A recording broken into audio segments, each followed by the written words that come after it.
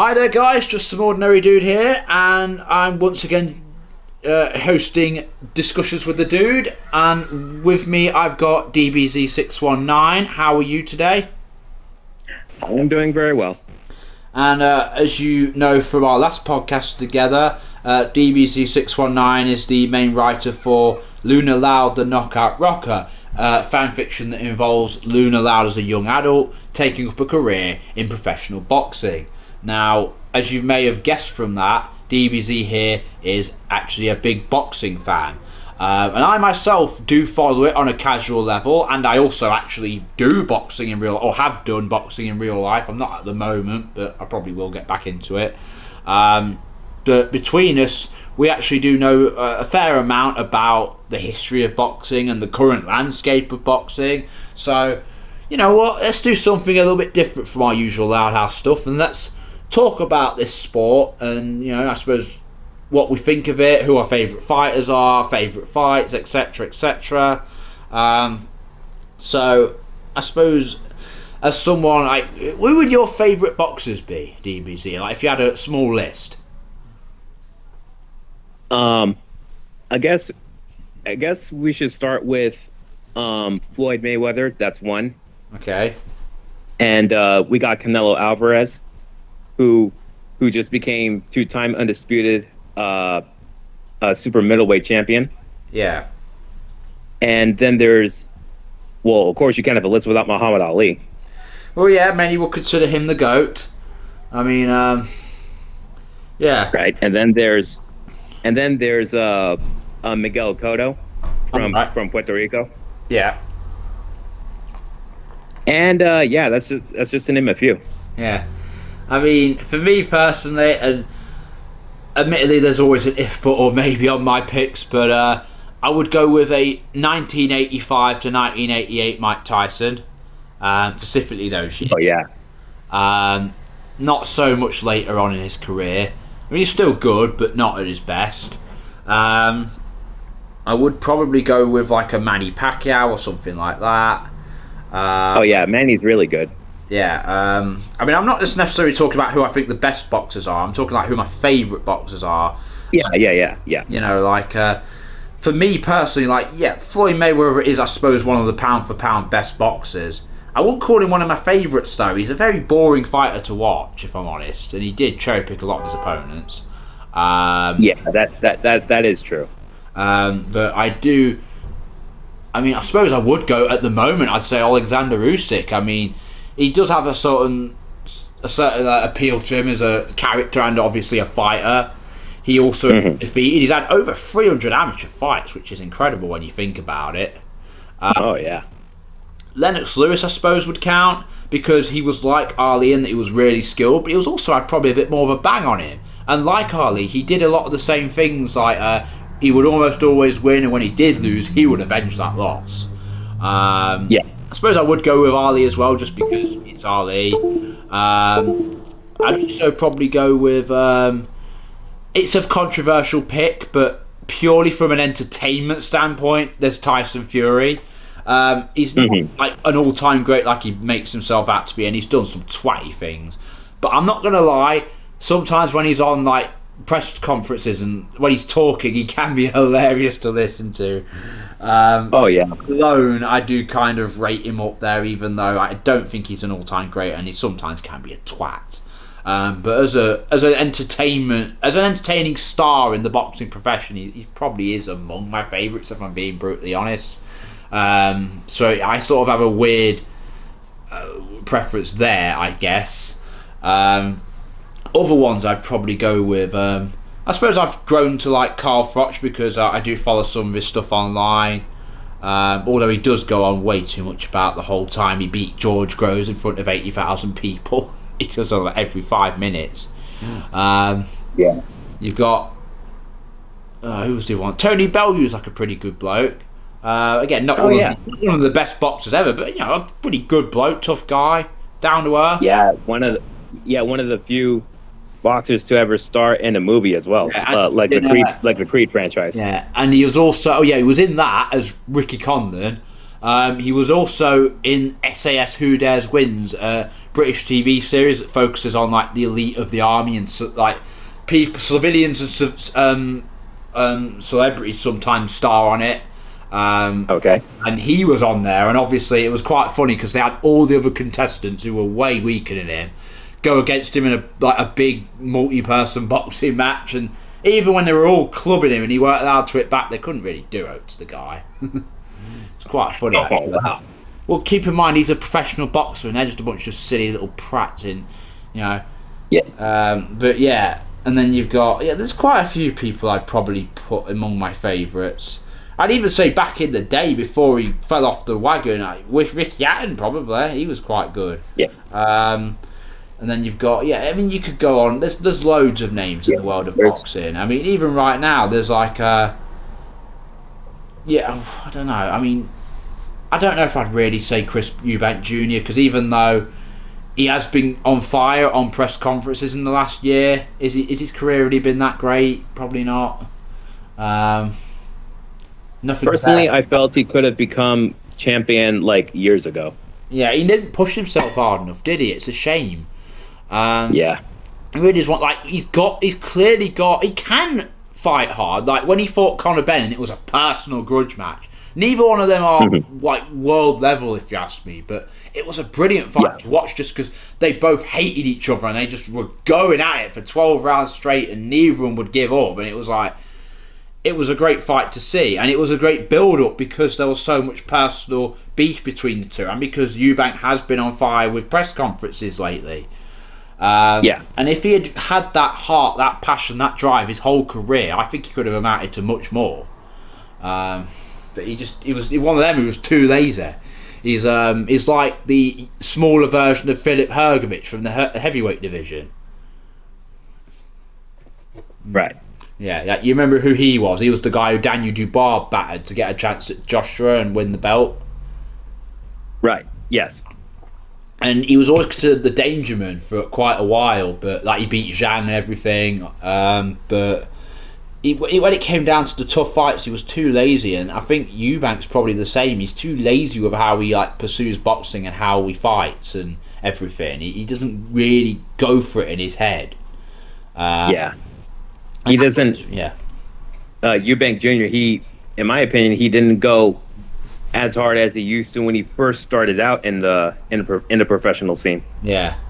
I mean, you could say the same for Mike Tyson, but at least with him, it's like he was on top of the world for a little while when he was going for it, and there were reasons. Like he was in prison for 5 years. He got done for some sort of scandal. And Don King and his original trainer dying and all that sort of thing. With him, there's an excuse there. With Chris Eubank Jr., he's just being fucking lazy, if I'm honest. But there you go. But then, I mean, there's plenty of favourites, but I suppose, it's one of those things where one fight can actually end up changing the entire legacy of a guy. It's like, which isn't really fair when you think about it, because like if you have 50 fights and 49 of them are spectacular and you get beat the shit out of in the last one, does that really make you not a great? I don't think that's entirely fair. I mean, of course it depends. Like with Anthony Joshua, he's not an all-time great like he was hyped up to be, but I would say he was at his peak a generational great. But a lot of people now will only sort of remember how he got absolutely obliterated by Daniel Dubois. Because that wasn't just a loss, that was an absolute beatdown, let's face it. He got like 3 hits in the whole fight. Yeah, and then there's the time where he, you could say he got quote-unquote exposed by Andy Ruiz Jr. Well, that was the first chink in his armour, wasn't it? Well, actually, if you think about it, the first chink in his armour was probably Klitschko, which is weird because he won that fight. But if you remember back in his earlier career, when he was a young, hungry lion, he was going forward, he was scrapping with people, he was really giving it. And then ever since the Klitschko fight, he dropped Klitschko early on, but Klitschko got back up and hit him hard and had him hurt for quite a while. And it's only because of Klitschko's age and the fact that he couldn't put his foot down after he'd hurt Joshua that he had enough time to recover, get back into it in the later rounds and knock him out before the end to win. And if you actually think about it, yeah, he had enough heart left in him that night to win the title. But he sort of realised, shit, at this level, at this high level, that when I get caught, I get fucked. And ever since then, I think he's fought more cautiously, ever since he's been champion. They're the fights people remember. They remember him fighting cautiously against Povetkin, Parker, Ruiz. Like when he lost to Ruiz. In the second fight especially, against Ruiz. Like, don't you just hate it when you've got to, like when Lennox Lewis lost a fight, when he got knocked out by somebody, he rematched him, he knocked him out right back. When Joshua had his rematch against Ruiz sparked him out, knocked him down. You know, he wasn't even really knocked out, was he? But he sort of ended up just sort of losing and giving up. And it's like, he got beat up, basically. And when it came time to the rematch, two things. He just boxed more cautiously than you could ever believe. He just stayed on the outside, jabbed him, and won on points, which is disappointing anyway, because you want to knock him out in return if you're going to like get back on him. But also, granted, he did cut Ruiz, but that's only, you know. Yeah.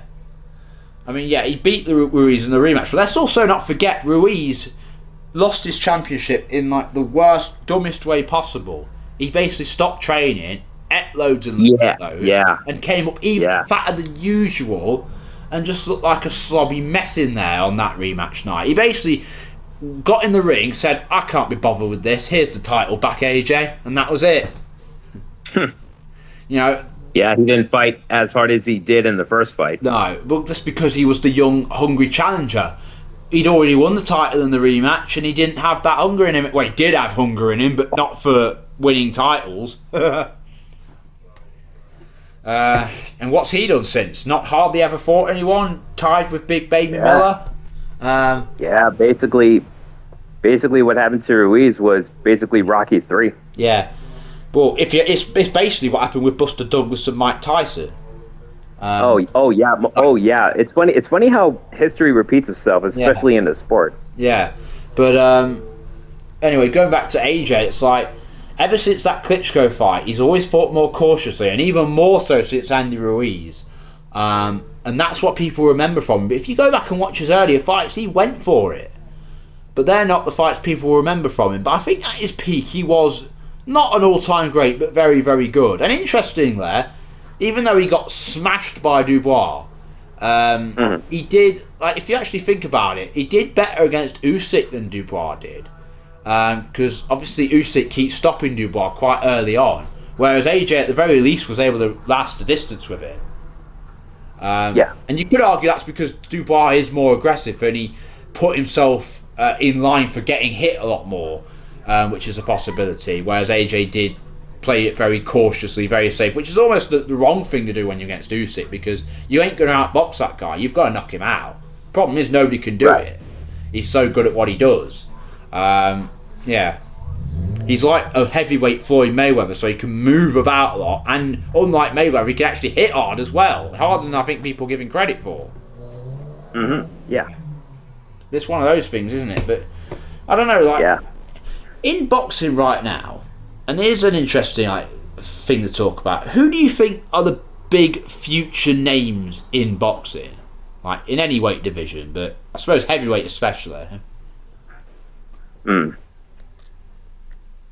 Well, let's go to I suppose 154, I believe, where Virgil Ortiz is fighting. If you know who that is. I've heard of the name. I don't really know who he is. I'm a casual. Right. I'm somewhat of a casual myself. So, but he's making a big name for himself in that division while fighting in after fighting in 147 for a while. He's got quite the record. Yeah.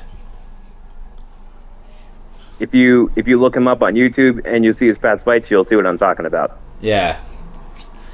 I suppose you're saying he might be at one, maybe. One of the big names, one of the big dominant fighters going forward. Who would you say is out of the heavyweight division? Like, who do you think the future is of that? Like, there's quite a few names. Like, there's Dubois, Caballel, Moses Atalma, that sort of thing. I'll put my money on Dubois, if you ask me. Yeah.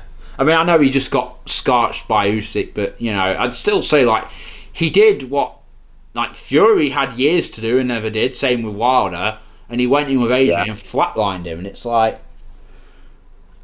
it's weird. Like, styles do make fights, don't they? Like, Dubois was all wrong for AJ because he's, like, a heavy-hitting forward fighter.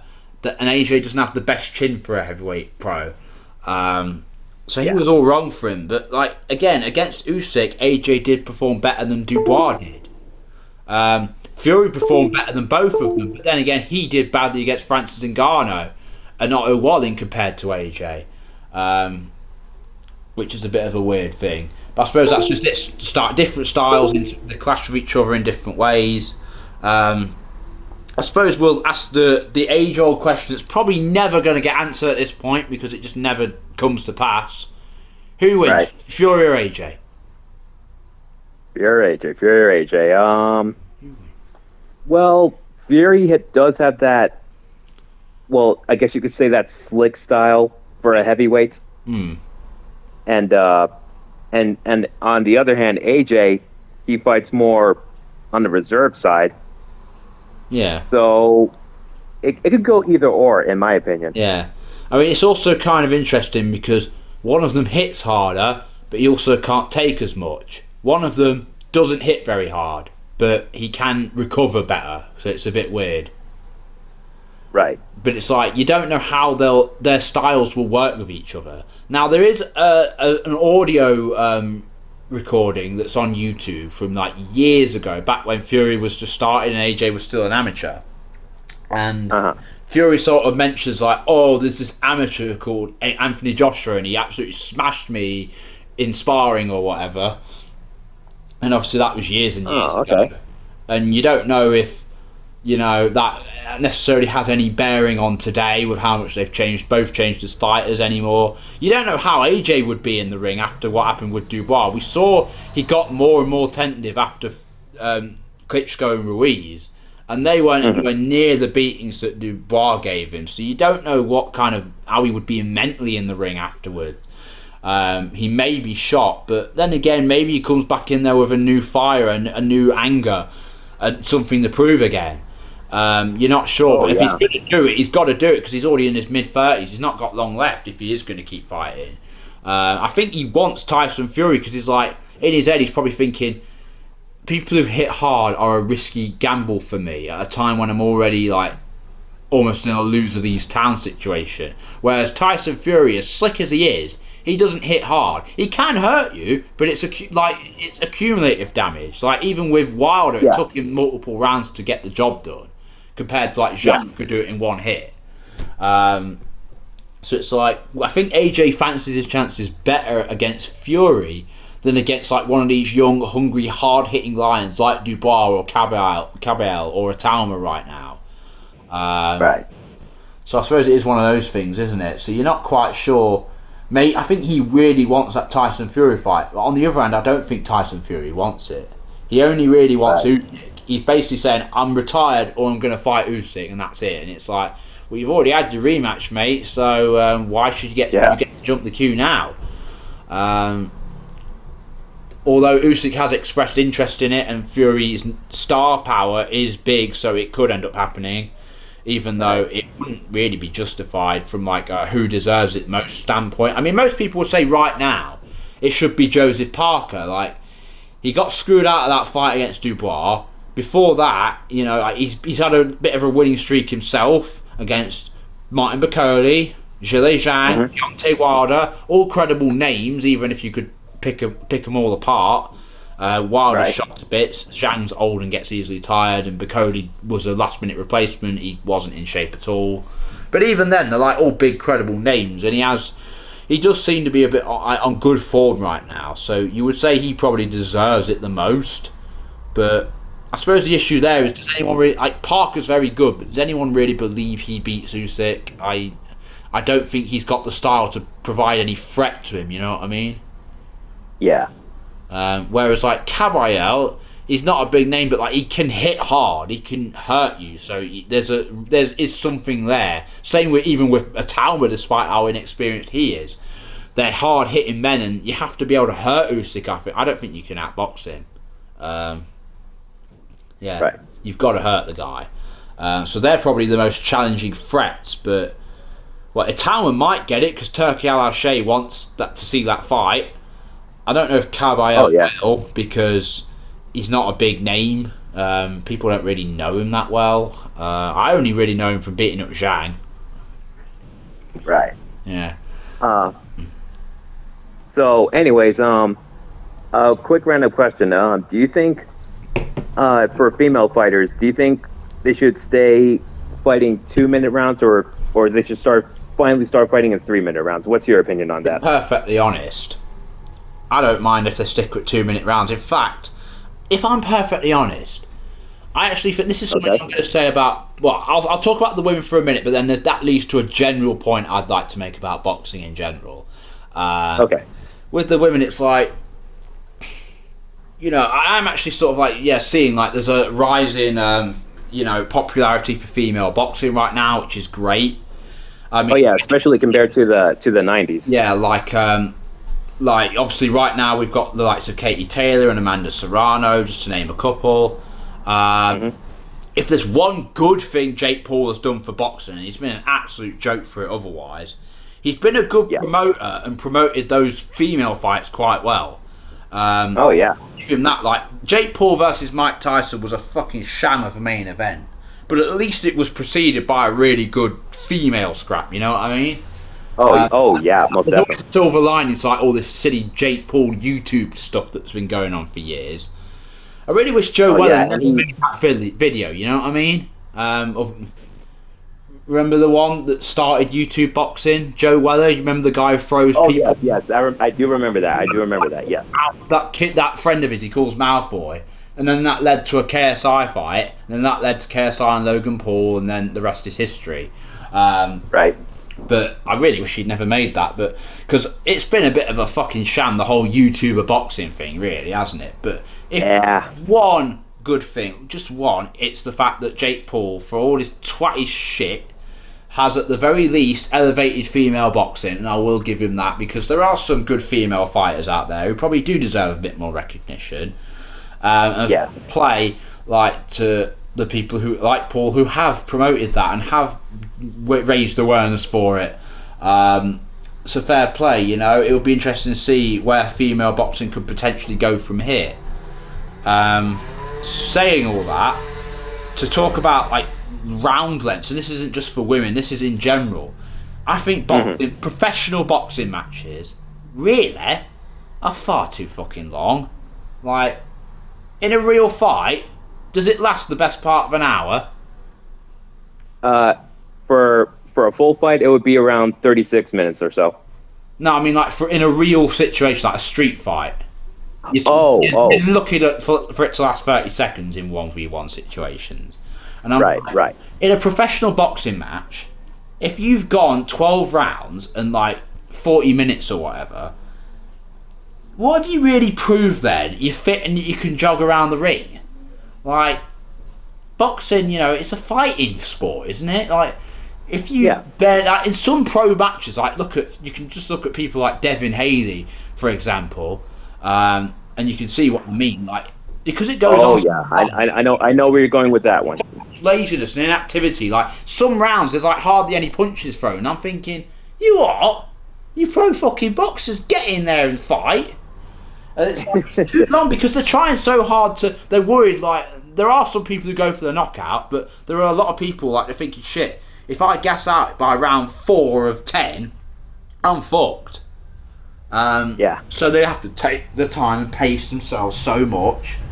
And honestly, it can be boring to watch. I actually prefer, like, if you watch amateur boxing fights, they may not be as high status as like the pro fighters, but they're more interesting to watch. I'll tell you now, because they just go for 4 rounds and they just swing at each other fucking hard, and it's like it's way more exciting to watch than a fucking pro bout.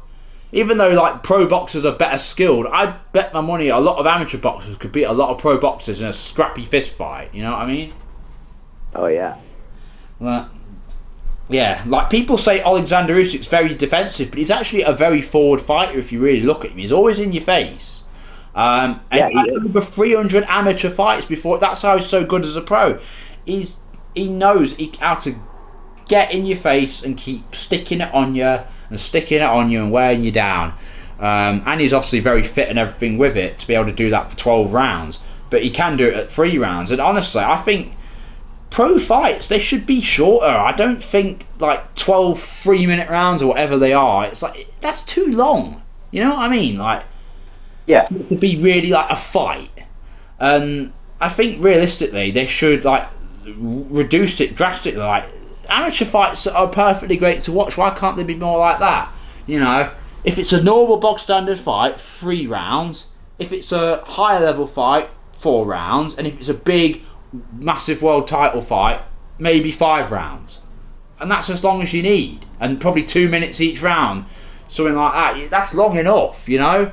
And it would make for way, yeah, it would be over quicker, but it would be way more exciting what you see in the ring. Oh yeah, yeah. Like, I just personally think that would be better. Like, I'd rather watch 3 or 4 rounds of exciting, fast-paced, aggressive content than 10 rounds of Devin Haney skipping around the ring like a little girl. You know? Yeah. Or even going ring around a rosy. He was very backwards in his pro years, wasn't it? In terms of like, he always just went back and, you know. Yeah. Yeah. But it's like, yeah, it is one of those things. So I personally believe, and not just for women, in general, let's keep the rounds at 2 minutes and don't add too many more rounds, because you know what? It's better that way. Yeah. Yeah. Yeah, I don't know. What do you reckon? Do you think amateur fights are more interesting to watch? Oh yeah, they are certainly more interesting to a degree. They're much more active with their punch output, their defensive skills and all that. Yeah, absolutely. So it's like, I would be interested to see how the likes of like Tyson Fury and Anthony Joshua fare in Wilder, even like fare in amateur like conditions where there's less rounds, where the opponent is coming at them a lot more, like, and not holding back as much. That would be because with this limited time span, you basically got a firelight lit up under your ass. Yeah, it's like, yeah, you're not worrying about conserving your energy for 7 rounds later. You're like, let's go for it. Let's actually fight. You know. Right. So that was always, that's what I've always thought there. But I don't know. That's why people really love the likes of Mike Tyson from the 80s. He didn't think about a fight being 12 rounds. He always knocked him out in round 1. He just went for it. Mm-hmm. And that's people back in the day, and my dad told me this and everything. People used to stay up until like God knows how late at night to watch a Mike Tyson fight and watch a spectacle of him knocking someone out in round 1. Even though they knew it would only last like a minute, they loved watching that spectacle of a guy just rushing in, beating a guy up and knocking him out in round 1. And that was like way more interesting to watch than a 12-round ball fest. You know what I mean? Yeah. Yeah. But that's just how it is. So to answer your original question, no, keep it at 2 minutes, because making fights longer is not a good idea in my view. They're long enough as it is. Right. Okay then. I can understand that viewpoint. Yeah. I don't know. Yeah. It would be, yeah. And I suppose what we could also talk about maybe is what got you into boxing in the first place? What got me into it? Well, as I'm sure I told you before, I've been a fan of it since I was like 3 to 4 years old. Yeah. Like, and that was before I and around that time I didn't even know what boxing was. Yeah. Obviously. And I just saw it on TV one time at my grandparents' place, and I was like, "Oh, what's this? What are these guys doing?" You know, like, and they were basically just like moving around, punching each other. and it just grabbed my attention. Right. And I started to like it more and more, and then fast forward a couple more years, along came the Rocky movies. Oh yeah, well there is that. They're a great introduction to the sport of boxing. Even not a realistic depiction, but very entertaining films. Oh yeah, most certainly. Yeah, I mean, like I think did we cover this in the last podcast we did about Knockout Rocky? Yeah, the Rocky films. Yeah, they're what you want to see from a boxing match. Like just two guys slugging it out with their heart and soul on the line. But if you actually look at the way that the punches are thrown, it's ridiculous. Like they're doing all these ridiculously telegraphed haymaker punches that sound like they could kill a horse. Oh yeah, and one of the characters, Clubber Lang, is especially guilty of this. Yeah. He literally throws nothing but hooks throughout the entirety of his first two fights with Rocky. Yeah. And interestingly, isn't he the only one to actually successfully really beat him, like knock him out in the entire franchise? I think he is. Yes. Because the first fight with Apollo Creed, I mean, he officially won, but it was basically a draw. Like he didn't really beat Rocky. That was the whole point. The second fight, going the distance. He won. Ivan Drago beat Creed, but he didn't beat Rocky. Tommy Gunn didn't beat Rocky, and that was a street fight. Yeah, I mean that was a street fight, but still, you know what I mean. Yeah. And then in Rocky Balboa, even though the guy's like young and fit, he doesn't manage to actually finish Rocky off. He only just wins on points, which is embarrassing, really, because Rocky was like Mike Tyson's age. Like, yeah, that's the reality of it. Rocky Balboa versus how Jake Paul versus Mike Tyson turned out, and Jake Paul is no fighting champion. So that's how Rocky works versus the real world. But even then, like, you can't help but love the films regardless, because it has a way of drawing you in and really getting you into the moment, into the fights, because they are great to watch. Yes, they do have that. They have that certain charm to them. Yeah, basically. Absolutely. Yeah, it's like that punch where it goes, that sort of thing every time it goes. Yeah, you could tell it's a bygone era of where these movies are from. Yeah, I mean, like, if you actually look at like Stallone back then, like he's obviously got better at speaking English later on, but like back then, like he had this like weird slur to his voice, like you could hardly hear what he was saying half the time. Like I think in the very first movie, there's like this 10-minute scene where he's like standing up and crying and like he's having this big like heartfelt speech or something while he's crying his eyes out, and all you can hear is. I think you're referring to that one speech in Rambo, I believe. I don't know. I think it was Rocky 1 where I remember this. I think you're referring to the one. And he's just standing there, and he's crying, and he's also like trying to say a lot of things, and like all you can hear is, and it's like, what the fuck is he saying? I have no clue. Rocky 1. I think you might be referring to when he's like yelling at Mick or something. I don't know. I think he was in his house at the time or something. Oh yes. Mick went to visit Rocky after he heard that he got a fight with the champion, which was Apollo. I've only ever watched that first film once, but I do remember that scene, and I was like, I can't help to tell what he's saying. At the same time, the audio quality wasn't that great, considering it was the late 90s, the late 70s. Yeah. Excuse me. Yeah. Well, I was watching it on a DVD, which obviously wouldn't have originally been a DVD because they weren't around back then. So the audio quality could have been messed up, but yeah. So I mean, I've never had the problem like later on, like when I saw him like the Expendables movies, for example. You know, I could perfectly understand him there. So I don't know. It was just something with the earliest films. That was just a bit weird. But yeah, obviously the Rocky movies would have popularised boxing for a lot of people in the world at that point. Because I mean, well, actually no, because it was already big back then, wasn't it? Because Muhammad Ali Oh was yeah, doing it yeah. before that. Most certainly, yeah. In fact, Apollo You, Creed is basically Muhammad Ali when you think about it. yeah. Yeah, And boxing was most especially big during the 1930s. You had the likes of um, James J. Braddock. I don't know if you heard of him, but oh, yeah, way before. Yeah, he was like heavyweight champion at one point. yeah, And then you got Rocky Marciano, yeah. I've heard of it. who was basically the inspiration of Rocky.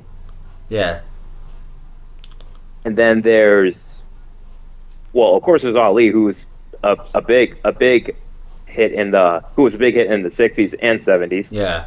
Well, they always used to argue back then, didn't they? They still argue now who win the fight between Muhammad Ali and Bruce Lee.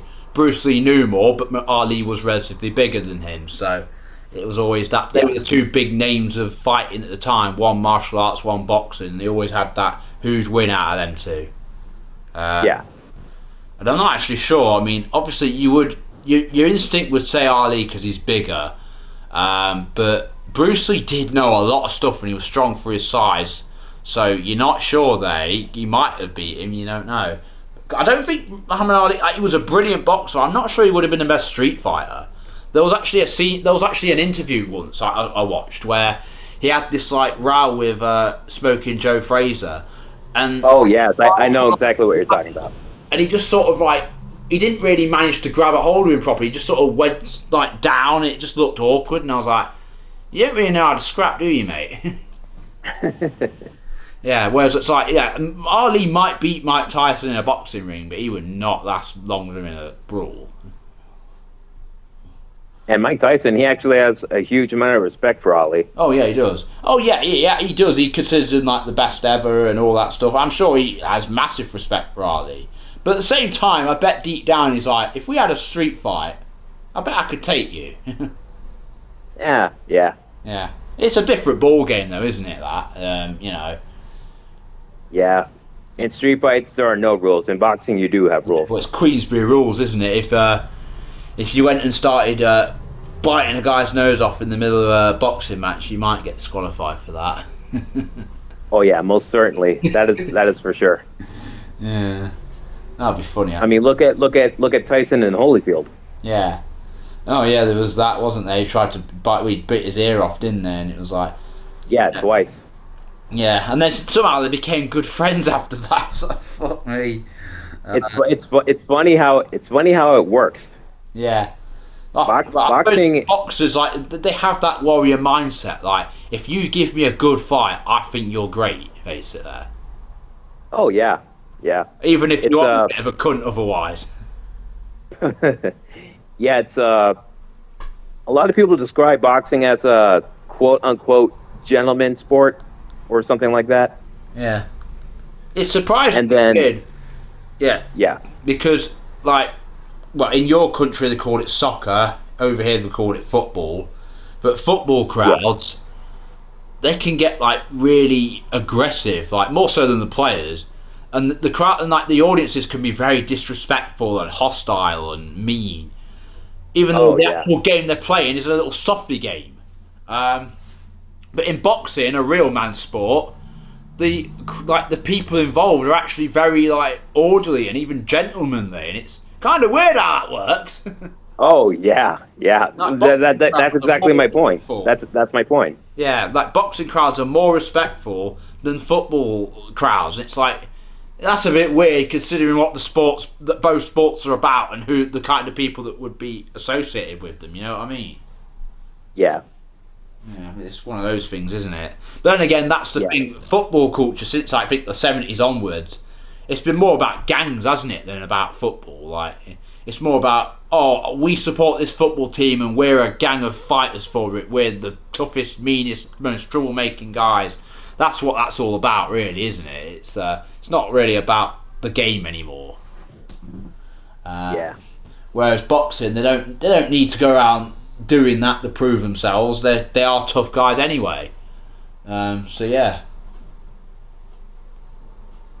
But it is one of those, isn't it? Where it's weird thing. Going back to the Rocky films, it's like it's funny, isn't it? Because even though they are so great, they are so ridiculous. But then when you fast forward to their sequel series, the Creed movies, and let's be fair, the Creed movies, technically speaking, are superior. They have more realistic boxing fights. They even had Tony Bellew in it.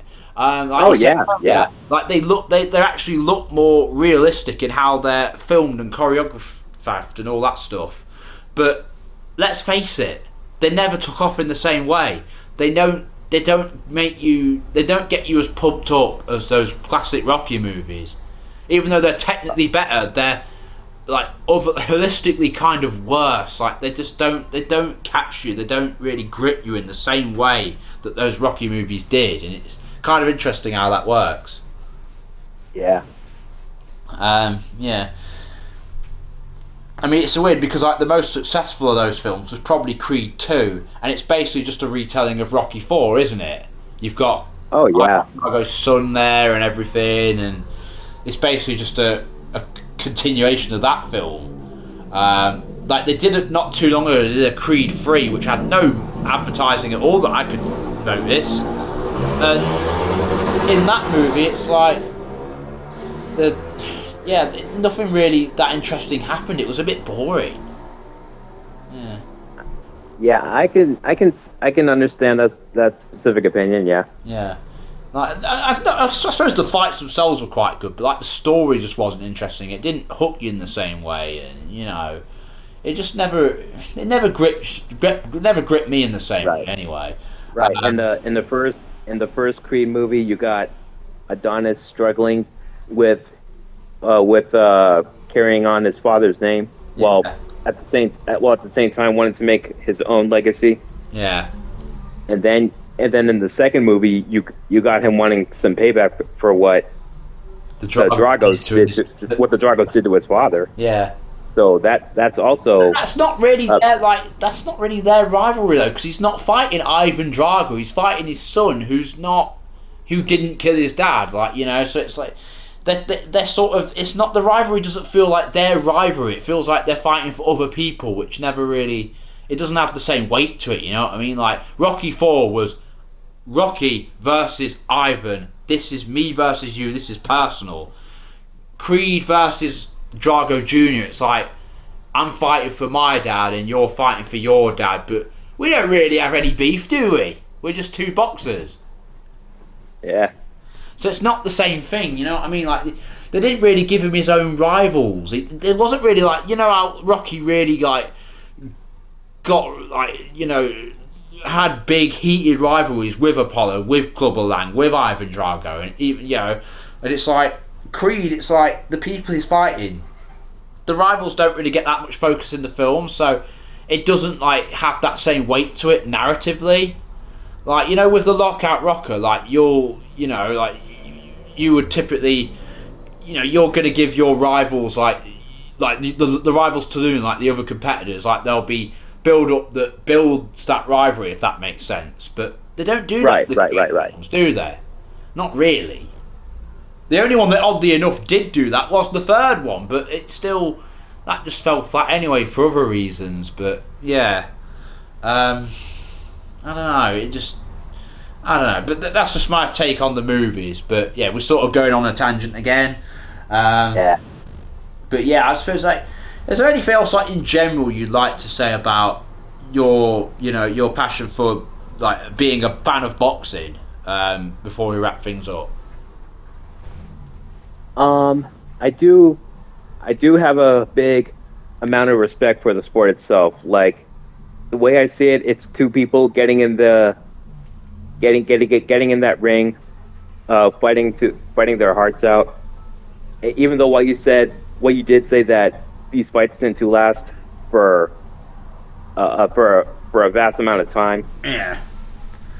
I personally don't mind that, because it just shows how it helps shows how skillful these fighters actually are, even though some of them would rather survive than fight. Yeah, I suppose. But yeah, that's neither here nor there. Yeah. Well, it depends how you go about surviving. Like, Devin Haney, let's be honest. Does anyone think good performance, even though he won that fight recently in New York. Did anyone think he was any better than Ryan Garcia, who lost? I'm like, I don't think so. Whereas, like, some people can do it really well. Even though I don't like the guy, I will admit Mayweather did it very well. I would say Usyk does it quite well when he chooses to, but he can get up in your face and have a go at you as well, as we saw versus Dubois. Tyson Fury is quite good at surviving. Like, he's a slick counter-punch boxer. But he can also do other things, and he can make his fights look kind of entertaining sometimes when he wants to. So some of them can do it quite well. But it does. But yeah, like I say, I wouldn't mind if they'd made it a bit shorter. You don't need 12 rounds. I think, like 5 or 6 rounds is more than enough, really, to showcase that skill while still having an exciting match. You know what I mean? Like, like if you win a fight over a course of 12 rounds, you're not fighting, you're dancing. You're not really proving worthwhile skill at anything other than just being able to run away. You're basically just running away. You know what I mean?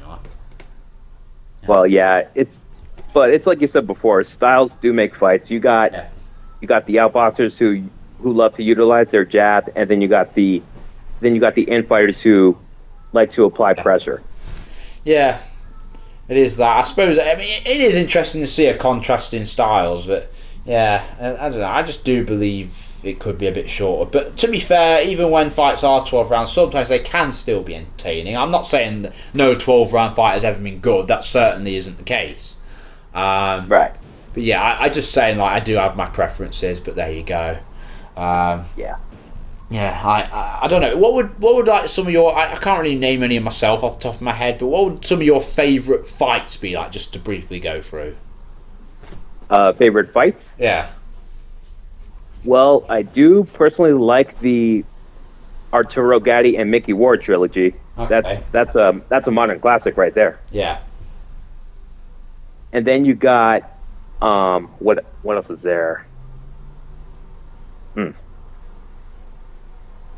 I'm sorry. I'm really thinking here. Yeah. I mean, there's so much to choose from. It's hard to just narrow something down, isn't it? Yeah. There's quite a lot of them. Yeah. I mean, obviously, I like a lot of Mike Tyson's classic fights, even though they were like basically just mauling for 30 seconds and then knockout. But it was always fun to see. In terms of like longer fights, I will say, even though, again, like I said earlier, not the highest skill level, but Eubank versus Conor Benn was great to watch, and so were the fights for the dad. Well, there is another one. There's also the first 2 Canelo versus Gennady Golovkin fights. Those were real bangers too. Yeah. And then I suppose I'd probably put the first Fury Usyk fight purely because of round 9 where he was bashing me around like a pinball. Oh yeah, that was a good one. I'd even say, like, what else would I go with? Suppose. I was trying to think now. I'm trying to think myself. It's hard to narrow things down, isn't it? Yeah, that's what I'm saying. Yeah, it really is. You got so many of these fights to choose from. There's literally thousands of them. But I actually say this like now because obviously I do some martial arts and stuff, and I've been to boxing events, and I've actually been to like kickboxing events as well. And you'd be surprised, considering kickboxing is a little bit more, it's maybe a little less aggressive than boxing because you've got like extra limbs involved. And the people who do it's a bit. But I will say, like, a lot of the local fight competition nights I've gone to in the past, considering they're little guys doing kickboxing matches, they go for it. They try and smash each other right in. It's like, it's actually very exciting to watch. I was very impressed. I was more interested watching a lot of them fights than I was watching these big pro boxing matches. And do you know how long they were? 2 2-minute rounds. That's it. Wow. And they were hella fun to watch. Well, there you go. Yeah. So they're probably some of my favourite fights to watch, honestly. But in terms of other professional fights, if I try and think of a few more, again, I'm very much a casual, so I'd have to say Joshua and Klitschko actually was a good one because it was so back and forth. Like Joshua had the upper hand, then Klitschko really got the upper hand for like the middle part of the fight, and then Joshua sort of came back and swung it at the end in his favour and won. I think that was quite good for a sort of heavyweight bout of that kind. It was a weak era of boxing, so it was quite a good fight to watch. Yeah. So fair enough there. Right. Yeah. So we got another significant fight coming up next month, and that would be Crawford versus Canelo. And I'm really curious to see how this fight will go. Now, yeah, isn't Terence Crawford, isn't he going up in weight to fight Canelo or something? Or... Yes, he is. He's going up 2 weight classes. Yeah, so you wonder how that's actually going to play out, because obviously he's really, really good, but is he really that good to win this? I mean, but then again, Mayweather did it back in the day, so who knows? And also Canelo, if I'm honest, like in his most recent fights, he hasn't really looked all there. You know what I mean? Like he might be just. Yeah, he's really coming up there in age. Well, it's not just that. I think it's also he's just not that bothered anymore. He's become, like Mayweather, a prize money fighter. He's doing it for the cash. So I don't know. Like you never know if he's deteriorated enough in both physical age and mental drive. He may go in there and Terence Crawford may beat him. You know, in a big upset. You don't know, do you? Yeah, we'll never know for sure until that night comes. Yeah, it will be interesting to see how that plays out.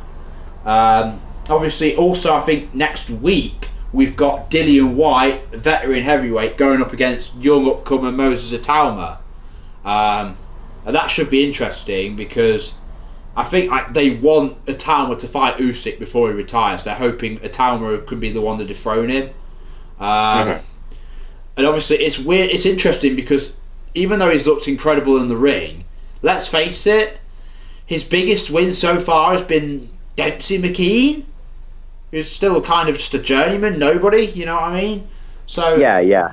Dillian Whyte, although he could be very shot by this point in his career because he's also getting up there in age, is probably still going to be the biggest challenge he's had so far. But if Itauma can knock him out in round 1 or 2 in dominant fashion, you almost feel like Turki Al-Hache and Frank Warren will push for him to be the next one to fight Usyk. Which is mental to think about. What your biggest win is a shot Dillian Whyte and you go straight for the gold. And it's like, okay. Or you might fight Parker because I think they're both WBO mandatories. I'm not sure. Mm-hmm. That might be where that goes. But he'll fight somebody for a world title. A top name for a world title. So that would be interesting. Obviously, if he loses to Dillian Whyte, you don't know what's going to happen there. Yeah. But, it's just one of those things, isn't it? But, yeah, I suppose that's pretty much all we've got to say about boxing, isn't it? We could go on about it for ages, but those are our general thoughts. Yeah, anything else you'd like to say before we end this? No, I think we're pretty much good here. Yeah. Okay, thanks for being on Discussions with the Dude again, DBZ.